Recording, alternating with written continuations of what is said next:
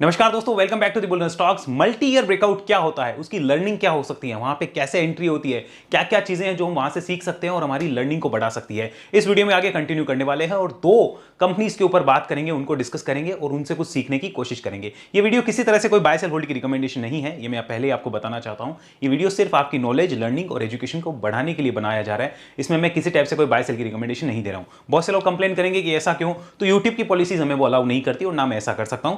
और being a SEBI registered research analyst, मैं आपके साथ बस इतना ही कहना चाहूंगा कि अगर आपको ये सारी चीजें समझ में आ गई तो आप भी अपने लेवल पे बहुत कुछ कर पाएंगे। लेकिन अगर आपको समझ में नहीं आ रही है तो आप सेबी रजिस्टर्ड आरएस सर्विसेज में आइए, जहां पे आप चीजों को देखिए, आपको क्या करना है, इन्वेस्टिंग करनी है, स्विंग करना है, क्या करना है, वो सारी चीजें हम वहां पे देख सकते हैं। क्विक स्विंग अलग होता है, बाकी चीजें अलग होती है। इंपॉर्टेंट चीज पहले ही आपको बता दूं, हमारी जो स्विंग की सर्विस है उसमें आज तक मैंने आपको मना किया था कि ज्वाइन मत करिएगा, क्योंकि अभी मार्केट की कंडीशन अच्छी नहीं है। बट मंडे को हमने टेलीग्राम पे पोस्ट भी किया था, अगर आप टेलीग्राम पे कनेक्ट नहीं है, कनेक्ट हो सकते हैं। और अब वहां पे हमने एक 1 मंथ के प्लान पे 30% का डिस्काउंट ऑफर दिया है, जिसका कोड आपके सामने है। इस ऑफर की वैलिडिटी वैसे तो आज तक थी 21 अगस्त तक, लेकिन हम इसको एक्सटेंड कर रहे हैं क्योंकि यूट्यूब पे मैंने इसकी अनाउंसमेंट नहीं की थी।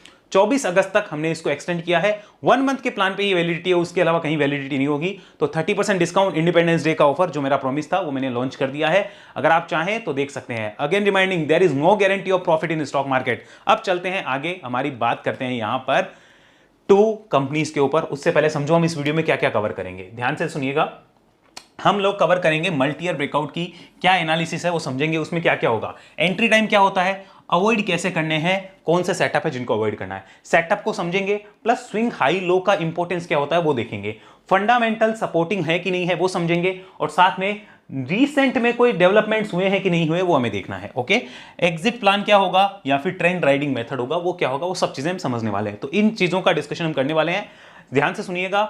चीजें काफी अच्छी है, समझ में आएगी, बस आप थोड़ा सा दिमाग लगा के उसको देखिएगा। आइए चलते हैं यहां पर। सबसे पहले जिस कंपनी और जिस स्टॉक की मैं बात करने जा रहा हूं, जो हमारी इस लर्निंग सीरीज का पार्ट है, दैट इज, वीडियो में आगे चलने से पहले बात करते हैं एक प्रॉब्लम और उसके सॉल्यूशन की। देखो, बहुत बार ऐसा होता है कि मुझे कोई सेटअप इतना अच्छा लग रहा है कि मुझे उस पर काम करना है, लेकिन मेरे पास फंडिंग की कमी होती है। हाँ, मैं उस सेटअप को लेकर श्योर हूं कि इसमें रिस्क कम है और मेरे को रिटर्न आने की संभावना ज्यादा है, तो मैं वहां पर ये चाहता हूं कि मुझे कहीं से फंडिंग मिल जाए। तो उसका सॉल्यूशन है 5 पैसा, जहां पे 1200 से ज्यादा स्टॉक पे 4x तक की लीवरेज अवेलेबल हो सकती है। यानी कि पार्शियल फंडिंग आप कर दो, बाकी फंडिंग 5 पैसा आपकी तरफ से करेगा और आपको अपॉर्चुनिटी का जो फायदा लेना है वो आप ले सकते हो, और मिस होने से आपकी अपॉर्चुनिटी बच सकती है। एग्जांपल के लिए, आपने 25,000 रुपए का फंड दिया, वहां से आपको 1 लाख तक का यूटिलाइजेशन करना है, तो 75,000 का फंड 5 पैसा आपकी तरफ से आपको दे देगा, और यहां पे आप 1 लाख तक के स्टॉक को परचेज कर सकते हो, यानी कि आपको फंडिंग मिल चुकी है। अब इसके चार्जेस क्या हैं, ऑब्वियसली चार्ज तो होने ही है। 0 to 1 लाख तक लो तो 9.5%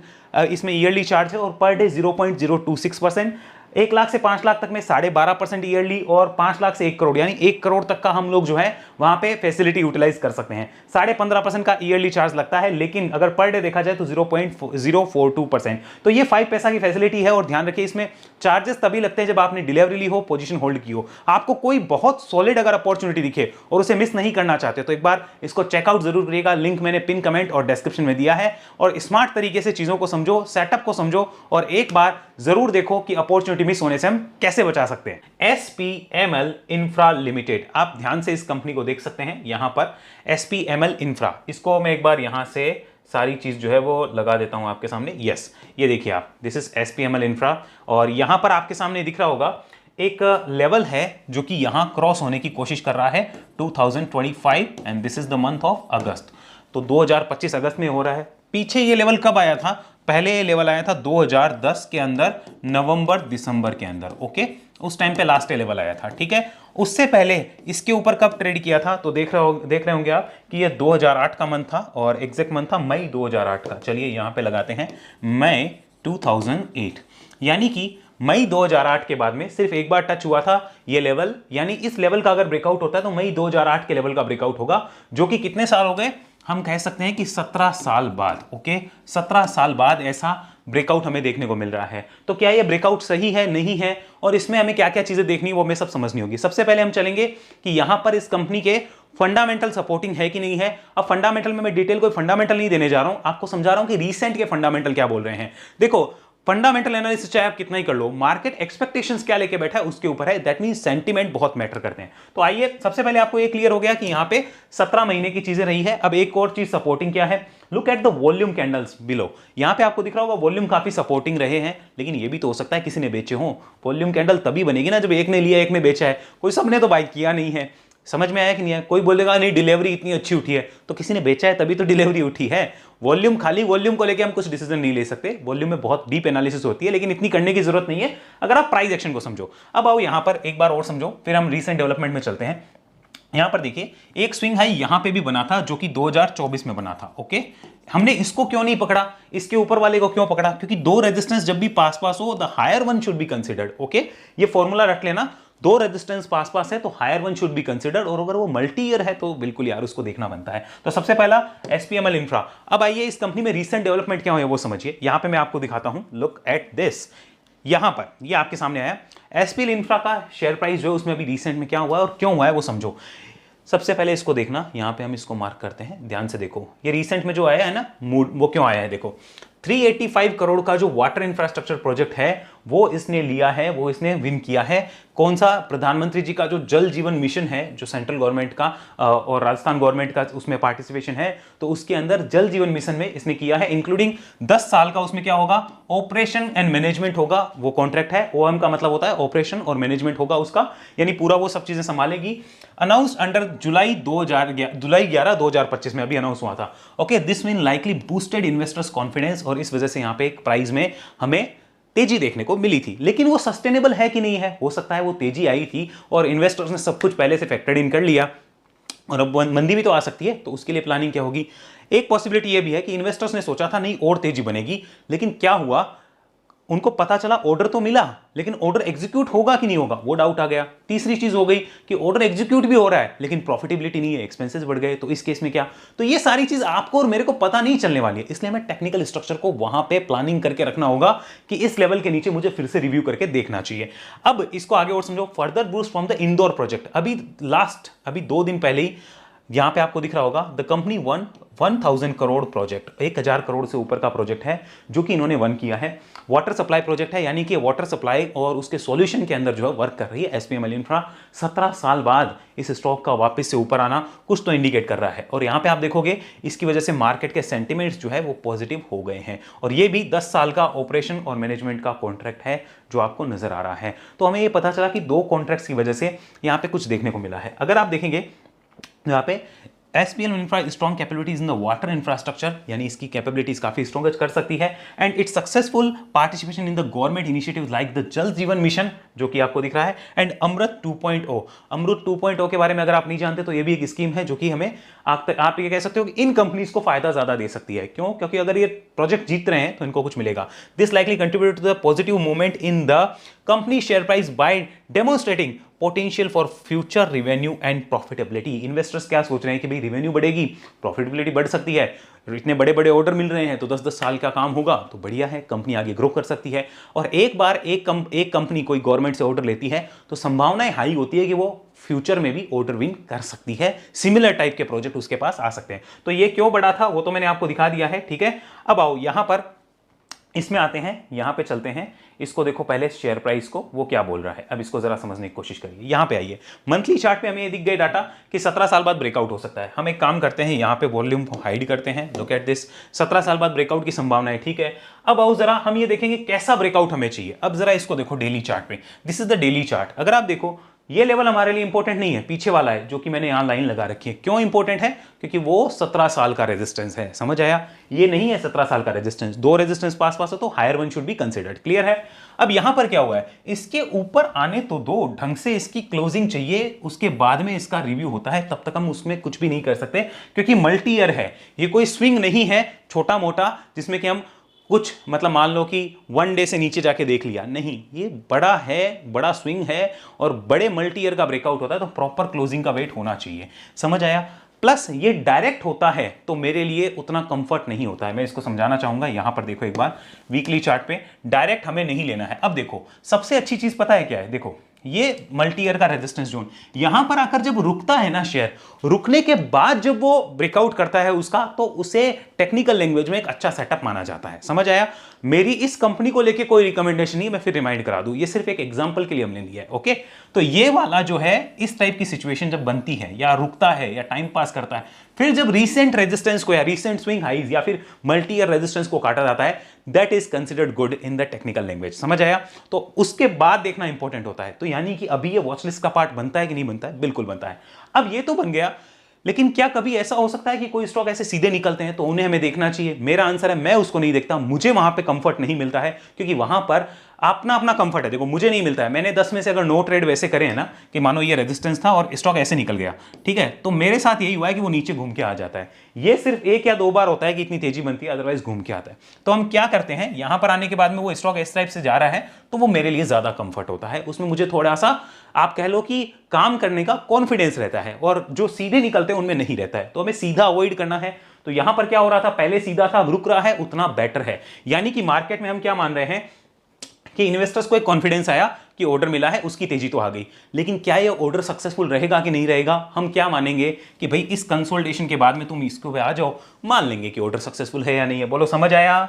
अब जरा यहां पे मंथली चार्ट पे वापस चलते हैं, इसको जरा एक बार देखिए, ध्यान से समझिए। इसमें एक बार नोट करिए यहां पे एक चीज कि ये जो 2008 का प्राइस है, ओके, इसके ऊपर अब आप सोच के देखिए खुद की मंथली क्लोज आ जाए, और मंथली क्लोज आएगी तो नीचे कोई ना कोई यहां पे उसने सपोर्ट लिया होगा। नीचे जो भी सपोर्ट लिया है that should play a key role.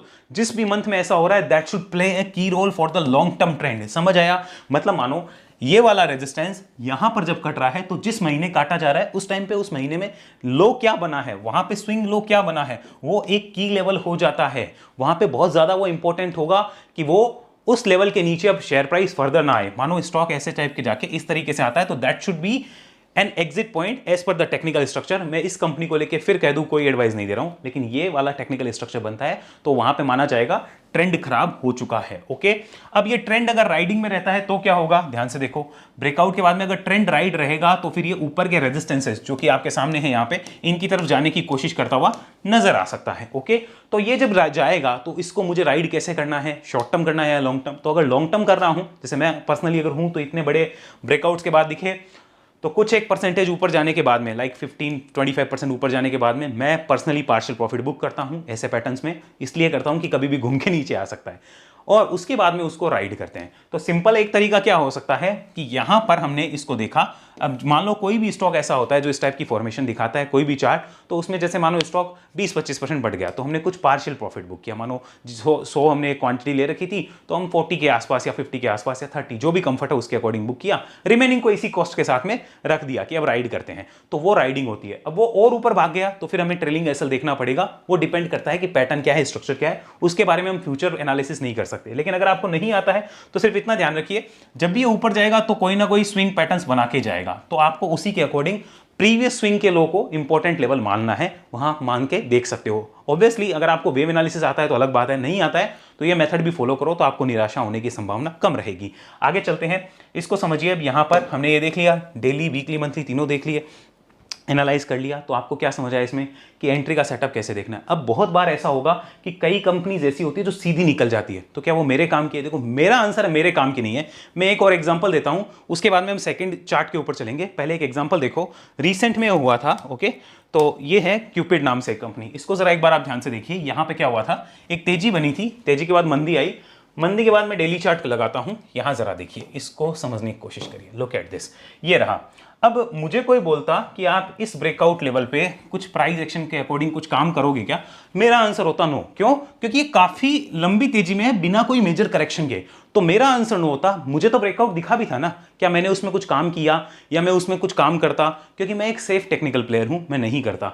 भले ही वो स्टॉक ऊपर क्यों ना गया हो फिर भी मैं नहीं करता, क्योंकि 10 में से एक स्टॉक मेरे अगर मुझे प्रॉफिट नहीं दे रहा है इसको फॉलो करने के बावजूद, यानी कि मुझे एक अपॉर्चुनिटी लॉस हुआ है, तो मैं कंफर्टेबल हूं उसके साथ में, मुझे कोई दिक्कत नहीं है। सिर्फ एक स्टॉक के लिए मैं अपने बाकी सारे स्टॉक्स में अपना डिसिप्लिन चेंज नहीं कर सकता हूं, क्योंकि मुझे एक मेथड फॉलो करना है, एक सिस्टम फॉलो करना है। यहां मुझे ये नहीं देखना है कि मैंने ये वाला क्यों नहीं लिया, ये वाला क्यों लिया, नहीं। सिंपल सी बात है, क्या मेरे सेटअप के अकॉर्डिंग है तो हाँ, सेटअप के अकॉर्डिंग है तो ना, भले ही वो फिर कैसे भी करे, कुछ भी करे। यहां से भी ये कितना जब भी जाएगा तो इसको रुकना तो पड़ेगा ही। जब रुकेगा उसके बाद में देखते हैं कि आगे की सिचुएशंस क्या होगी। अगर आपको एक एग्जांपल और देता हूं, मैं सीधे वाले को क्यों इग्नोर करता हूं, उनको मैं क्यों अवॉइड करता हूं, एक और एग्जांपल देता हूं। यहां देखो, इसको देखनी, another one is CARE rating. इसको जरा एक बार देखिए, this is the monthly data. अब ध्यान से देखो इसको, यहां पर मैं इसलिए इनको थोड़ा सा दूर रहने की कोशिश करता हूं। ध्यान से देखिए, ये सीधा यहां से चला और ऐसे गया, यहां पर कोई कंसोलिडेशन वगैरह कुछ नहीं, सीधा गया ऊपर जाके इसने डेली चार्ट पे ब्रेकआउट भी किया। लेकिन क्या मैं होता तो उसमें काम करता? मेरा आंसर है नहीं, मैं नहीं करता उनमें काम। क्यों? मेरे सेटअप्स अलाउ नहीं कर रहे। अब फिर कोई आया के बोलेगा देखो मल्टी ईयर ब्रेकआउट था, होगा मल्टी ईयर ब्रेकआउट, मेरे सेटअप के अकॉर्डिंग नहीं है। यही मैं आपको बार बार कहता हूं कि टेक्निकल में कोई ये सोचता है कि ये वाला ब्रेकआउट नहीं काम कर रहा, ये नहीं कर रहा, तो वो इसलिए नहीं कर रहा है क्योंकि किसका क्या सेटअप है उसके ऊपर डिपेंड करता है। टेक्निकल में किसी का एक सेटअप नहीं होता है, हर बंदे के अलग अलग सेटअप होते हैं, तो वहां पे कोई एक लर्निंग नहीं है, अलग अलग लर्निंग होती है। तो आपको समझ आ गया मैं किस टाइप की बात कर रहा हूं, कि मुझे इस टाइप के ब्रेकआउट थोड़े कम पसंद है, रुकने के बाद जो होंगे वो ज्यादा पसंद आते हैं। आइए आगे चलते हैं। यहां पर ये भी देखिए कितने लेवल का ब्रेकआउट था, कितने साल का था, 2015 का, मतलब 10 साल का ब्रेकआउट था यार। लेकिन देख लो हमने कोई काम नहीं किया, करते तो अभी देखो 20% नीचे हो गए, करेक्शन हो गया, पता ही नहीं चलता है, 20% नहीं ज्यादा ही हो गया है, तो पता ही नहीं चलेगा वो उस चीज का, इसलिए मैं कह रहा हूं। अब आइए सेकंड कंपनी के ऊपर बात करते हैं, दैट इज जायसवाल नेको।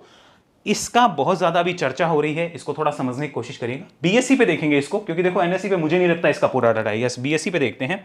यहां पे आइए, हम गए इधर एंड यस ये लगाया। बीएससी पे देखो पहले से लिस्टेड है और पूरे डाटा है इसके सामने। ये भी कितने टाइम बाद इस भाव पे आ रहा है, 2008 का ही लेवल है, स्टार्टिंग था जनवरी, सो दैट इज जैन 2008, जब लेमन ब्रदर का क्रैश आना शुरू हुआ था। उसके बाद में इतने साल नहीं चला। अगेन अटेम्प्ट हुआ है यहाँ पे कब, 2024, और ये भी जनवरी के अंदर ही हुआ था, जैन के अंदर। तो यानी कि लगभग 16 साल बाद अटेम्प्ट हुआ। नाउ 17 साल हो चुके हैं, लगभग 17.5 साल हो गए हैं, और अगस्त 2025 है। अब सिंपल सी बात है, मैं आपको क्या समझाना चाह रहा हूं इसमें, समझो मेरी तरफ से अगेन रिमाइंडिंग कोई रिकमेंडेशन नहीं है, सिंपल समझो। अब जिस टाइप से निकल के आया है ना, तो क्या मेरे को कंफर्ट होता है अब ये अगर कोई भी इस स्टेशन को काट के ऊपर जाता है? तो नहीं होता है। क्यों नहीं होता है? यहां पे रुको, आपने इस स्टेशन पे ब्रेक क्यों नहीं लगाया? इधर तो इसका स्टॉप था, इस एक्सप्रेस गाड़ी का यहाँ पे स्टॉप था, फिर आपने ब्रेक क्यों नहीं लगाया? इसका मतलब कुछ ब्रेक फेल वेल हुए हैं क्या? और अगर ब्रेक फेल हो गए, मैं उस ट्रेन में चढ़ गया, तो फिर मेरे चढ़ने के बाद मेरी हालत भी तो खराब हो सकती है ना भैया, समझ आया? तो इसलिए मुझे ये सारी चीजें मेक श्योर करनी होगी। क्लियर हुआ? अब आओ यहां पर, इसको देखो, ये तो आपको समझ आ गया। This is also 17-18 year long breakout. ये तो आपको दिख रहा है 18 साल बाद ये भी तैयारी कर रहा है कि कुछ हो। वीकली कन्वर्ट करते हैं, और यहां पर मैं थोड़ा सा आपके सामने वॉल्यूम का फैक्टर भी दिखाना चाहूंगा। Look at this, look at the volume candles. Last 2 महीने में वॉल्यूम्स अच्छे आए हैं। वीकली कन्वर्ट करते हैं, ध्यान से देखो। अब फिर हम बात करेंगे यहां पर, ये आपको दिख रहा है सीधा है, तो सीधा है तो इधर आके रुक जाओ, रुकने के बाद देखेंगे। फिलहाल मैं इस चलती ट्रेन में नहीं चढ़ूंगा। क्यों नहीं चढ़ूंगा? ट्रेन के ब्रेक फेल है। यहां पे स्टॉप था, रुका क्यों नहीं? समझ आया? अब रुक रहा है, यहां पे स्टॉप है और रुक रहा है, very good, thumbs up for that, बहुत बढ़िया। जितना टाइम है उतना रुक रहा है तो बढ़िया है, कुछ हफ्ते बिताओ फिर जाओ तो देखा जाएगा आपको। समझ आया कि नहीं आया? अगेन रिमाइंडिंग, मेरी तरफ से कोई रिकमेंडेशन नहीं, और प्लीज इरिटेट मत होना कि मैं बार बार क्यों बोल रहा हूं। यूट्यूब की पॉलिसीज है, चैनल गया था, चैनल डिलीट हो गया था, सारे वीडियोस डिलीट हो गए थे, फिर हमने वापस से चैनल लेके आए हैं। तो भगवान की दया से वो चैनल ये वापस आया, इसीलिए आया कि हम बार बार बोलते रहते हैं कि नो रिकमेंडेशन एट ऑल। तो प्लीज इरिटेट मत होना, इस चीज को आप समझो, ठीक है? अब ये क्यों ऊपर आया है इसको समझने की कोशिश करते हैं। आइए यहां पर देखिए, इसको मैं कुछ लगाता हूं, लुक एट दिस। यहां पे इसको देखना, जायसवाल नेको में अभी रिसेंट में डेवलपमेंट्स जो है उनको समझ लो, ठीक है? यहां पे क्या हुआ है देखो, इंप्रूव्ड ऑपरेशनल परफॉर्मेंस। कंपनी ने 90% ईयर ऑन ईयर का जो प्रॉफिट है वो ग्रो किया है। पहले लास्ट ईयर इसी क्वार्टर में लॉस में थी, लेकिन अभी प्रॉफिट में है, दैट इज गुड, बहुत बढ़िया। अगर आप देखोगे तो 315 करोड़ का इनका जो इबिटा है वो बढ़ गया था, तो ये बढ़िया माना जाता है कि ऐसा हुआ है। लेकिन ये क्या फर्स्ट टाइम हुआ है क्या? नहीं, इसके पहले भी इससे अच्छे प्रॉफिट्स आए हैं, 2022 में आए हैं, तब तो नहीं मिली वैल्यूएशन। सोच के देखो अभी क्यों मिल रही है? क्योंकि रीसेंट डेवलपमेंट्स ऐसे हो रहे हैं कि कंपनी में कुछ चेंजेस आ सकते हैं, कुछ डेवलपमेंट ऐसे हैं, कुछ न्यूज ऐसी है। आगे समझो, सक्सेसफुल यहाँ पे क्या है, लीवरेजिंग। तो इसकी बोरोइंग्स जो थी वो देखो इतनी हो गई है जो कि पहले इतनी थी, तो बोरोइंग्स घटी है। तो अब इससे क्या फर्क पड़ा? अगर आपका ईबिटा अच्छा है, बोरोइंग्स आपकी घट रही है, प्लस आपके जो प्रोडक्ट है उसकी डिमांड बढ़ रही है। यहां पे देखना, इंटरेस्ट पेमेंट तो घट ही रहा है, प्लस इनके जो प्रोडक्ट है जो कि ये स्टील वगैरह बनाते हैं, स्टील प्रोडक्ट या फिर आयरन स्टील, उनकी डिमांड बढ़ रही है। तो अगर ऐसा हुआ यानी कि सेल बढ़ जाएगी, इबिटा आपका पहले से अच्छा है, मार्जिन आप मेंटेन कर रहे हो। आपका अगर डेट घटेगा, समझो डेट घटेगा तो इंटरेस्ट कम लगेगा, तो सीधा नेट प्रॉफिट बढ़ा कि नहीं बढ़ा? That is called market expectation. Market की एक्सपेक्टेशन है, उसकी वजह से रैली कर चुका है। अब अगर ये इसको एग्जीक्यूट कर पाया सिंपली तरीके से, बढ़िया से, तो क्या होगा? जो भी हमने वो देखे थे ना स्विंग हाइज, वहां पे कंसोलिडेशन होके फिर कटेगा, तो वहां पे बुल्स इसको वापस रिव्यू करेंगे। बोलो समझ आया? इस तरीके से उसके लॉजिक समझे जाते हैं पीछे में कि मल्टी ईयर हो तो रहा है लेकिन उसके रीजंस क्या है। ओके, यहां पर आओ जरा, अब इसको देखो, इंटरेस्ट पेमेंट कम होगा, फिर आगे समझो यहाँ पे क्या है। यहाँ पर जो है स्ट्रॉन्ग डोमेस्टिक स्टील डिमांड जो है वो बढ़ रही है, इसकी वजह से भी काफ़ी चीज़ें हुई है और उनमें काफ़ी चेंजेस भी आए हैं। तो ये सारी चीज़ें हमें नोट करनी होती है और उसको समझना होता है कि आखिर ये डेवलपमेंट्स क्यों हो रहे हैं। आपको एक चीज़ और बताता हूँ, यहाँ पे अभी रिसेंट में एक काम हुआ था, बीएससी ने क्या किया था, इस कंपनी को नोटिस दिया था। यहाँ पे बीएससी ने क्या किया, एक नोटिस दिया था, किसको, जायसवाल को, कि मेरे सुनने में आया, मैं कंफर्म नहीं हूँ, अगर सही है तो मैं यहाँ पे इसका स्क्रीनशॉट चला दूंगा। मेरे सुनने में आया था, हमारे आरए के ग्रुप में बात हो रही थी, मैं कंफर्म नहीं हूँ, मैं फिर आपको बता देता हूँ। तो यहाँ पे एक नोटिस आया था, उस नोटिस में क्या बोला है बीएससी ने कि जो आपके वॉल्यूम्स बढ़े हैं इतने ज़्यादा, ओके, वो क्यों बढ़े हैं, उसका रीज़न बताओ। वॉल्यूम क्यों बढ़े हैं आपके, अगर वॉल्यूम बढ़े हैं तो उसका रीज़न क्या है। तो कंपनी ने बताया था कि भाई हमारे पास कोई रीज़न नहीं है कि वॉल्यूम क्यों बढ़े हैं, कोई भी ऐसी हमने कोई ऐसे डेवलपमेंट नहीं करी जिसकी वजह से वॉल्यूम बढ़े, या हमारे जो प्रमोटर हैं या प्रमोटर ग्रुप हैं उन्होंने कोई भी ऐसा ट्रेडिंग या काम नहीं किया है। तो ये सारे अभी नोटिस वगैरह भी आए थे। तो ये जो वॉल्यूम्स हैं अब ये इन्वेस्टर्स के हैं कि नहीं है वो आप गैस करिए। मुझे सिर्फ इतना पता है कि यहां पर रुकने के बाद में अगर ये इसको काट पाया तो इसका मतलब बड़ा सिंपल होगा, क्या होगा कि ये सेल को बढ़ा पा रहा है, नेट प्रॉफिट को बढ़ा पा रहा है, इंटरेस्ट कम कर पा रहा है, EBITDA अच्छा है, प्रोडक्ट की डिमांड बढ़िया है। सिंपल बात ये है और उसके बाद में मैं अपना रिव्यू करके देखूंगा क्या करना है। मेरा मतलब मैं से फिलहाल बुल से है। ओके, अब आपने ये भी देख लिया कि वीकली चार्ट पे चीजें कैसी है। अब जरा डेली चार्ट पे आओ, अब इसको समझो। रिटेलर्स क्या गलती करते हैं, रिटेलर्स ये सोचते हैं कि बस मतलब कोई भी भागती हुई ट्रेन है ना, मुझे उसके अंदर वो बिना ब्रेक के चल रही है तो मुझे उसी के अंदर जाना है और मेरे लेने के बाद भी वो वैसी चलती रहे। वैसा नहीं होता है। आप रेलवे स्टॉक्स उठा लो, लोगों ने ये सोच के लिए थे कि पहले जैसे रिटर्न दिए वैसे ही बाद में देंगे, नहीं देंगे क्योंकि रिटर्न दे चुके हैं वो ऑलरेडी। अब इसको जरा एक बार देखिए यहाँ पर रीसेंट चीजें कैसे हुई है। तो यहाँ से एक मोमेंटम यहाँ पे बना था जो आपको दिख रहा होगा 23 जुलाई से, उसके बाद में एक लगातार मोमेंटम है। अब कोई ये कहेगा कि देखो सर ये यहाँ पे रुक रहा है, ये डेली चार्ट पे और बहुत छोटा रुक रहा है। आप लोग ध्यान से इसको देखो कि इतनी बड़ी वेव में सिर्फ इतना सा रुकना नहीं माना जाता, प्रॉपर यहाँ पे कुछ टाइम बिताए। कुछ टाइम का मतलब हो गया कि जितनी बड़ी तेजी रही है कम से कम उसका 10-20% उतने दिन तो रुके, कम से कम उतना दिन तो रुके, उसके बाद में देखा जाएगा, या फिर बड़ा करेक्शन हो। अब आओ वापस मंथली चार्ट पे, तो आपको एक बड़ी सिंपल सी चीज समझ आ गई होगी टेक्निकल लैंग्वेज में भी और फंडामेंटल भी कि भाई यहां पर अगर कंसोलिडेशन के बाद ये जाता है और नीचे जो भी लेवल होंगे वो इंपॉर्टेंट होंगे। अभी फिलहाल की डेट में कौन सा लेवल इंपॉर्टेंट है वो मैं आपको बता देता हूं। जो ये दिख रहा है that is the resistance level.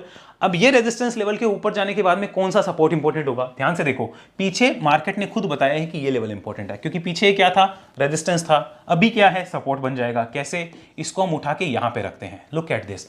यहां पर हमने रखा, थोड़ा सा नीचे कर देते हैं क्योंकि नीचे प्राइस एक्शन थोड़े अभी रिसेंट में हुए हैं, तो यहां पर हम इसको यहां पे शिफ्ट कर लेते हैं। लुक एट दिस, ये प्राइस एक्शन यहां पे काफी ज्यादा है, मतलब इसके नीचे जाने के बाद आप देख सकते हो प्राइस एक्शन कैसे रहे थे और इसके ऊपर प्राइस एक्शन कैसे हैं। तो बड़ी सिंपल सी चीज है कि ये जब कट जाएगा, ये एक रेजिस्टेंस जोन जब कटेगा तो इस सपोर्ट जोन को हम अपनी सपोर्ट रेजिस्टेंस लर्निंग के लिए लगा के देख सकते हैं। बाकी आप समझदार हैं मैं क्या कहना चाह रहा हूं, इन चीजों को समझिए, देखिए।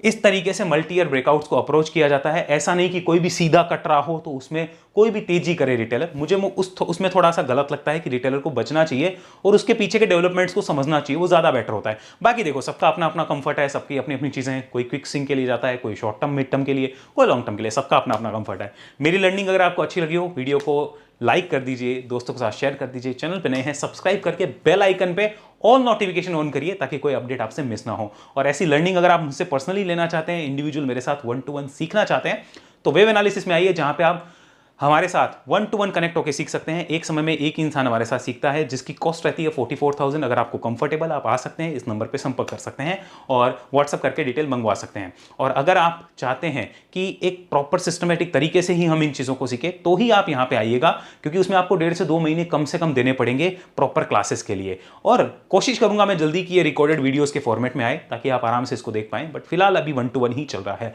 और हमारी सेबी रजिस्टर्ड सर्विसेज के लिए मैंने कोड आपको ऑलरेडी दे दिया है, India 30, that is the code. अगर आप स्विंग की सर्विस लेना चाहते हैं तो वो कोड है। फिलहाल इन्वेस्टमेंट एंड वेल्थ की जो हमारा प्रोग्राम है उस पर कोई हमारे ऑफर फिलहाल नहीं चल रहा है, तो अगर आप वो ज्वाइन करना चाहते हैं हमारी वेबसाइट को विजिट करिए या फिर इस नंबर पर संपर्क करके डिटेल ले सकते हैं। टेलीग्राम, इंस्टाग्राम, ट्विटर पर फॉलो नहीं किया है, डिटेल सारी डिस्क्रिप्शन में है, या फिर इस नंबर पर संपर्क कर लीजिए, व्हाट्सअप करिए, आपको सारी डिटेल हमारी टीम भेज देगी। अगले वीडियो तक के लिए धन्यवाद। जय हिंद, जय भारत।